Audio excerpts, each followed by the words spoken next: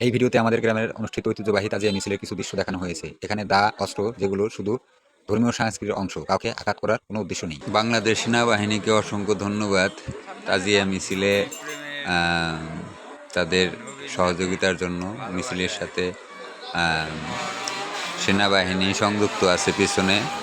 আসলে সবাই এটাকে বিশ্বাস করে না, অনেকে পছন্দ করে না। আমি যদি এই বিষয়ে অতখানি অভিজ্ঞ না।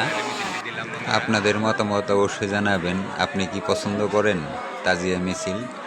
অবশ্যই আপনার মতামতটা জানাবেন।